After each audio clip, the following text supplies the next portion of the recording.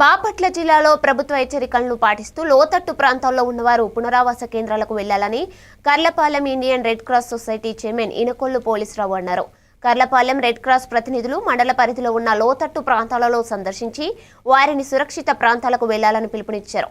వారికి ఆహార పదార్థాలు అందించి చింతాయపాలెం పునరావాస కేంద్రంకు తరలించారు.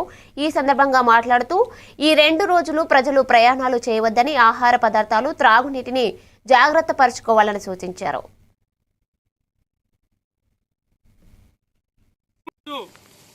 మరి తుఫాను వస్తుంది కాబట్టి మీరందరూ కూడా పునరావాస కేంద్రంలోకి వెళ్ళండి.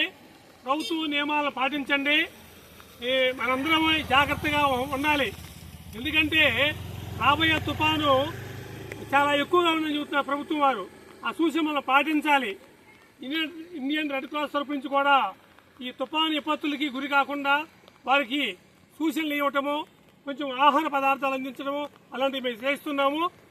మాకంటే ప్రభుత్వం వారు మెరుగైన వసతులు మన పునరావాస కేంద్రంలో ఏర్పాటు చేశారు కాబట్టి మరి అక్కడికి వెళ్ళండి. మీరు సురక్షితంగా ఆడ అన్ని సౌకర్యాలు ఉంటాయి.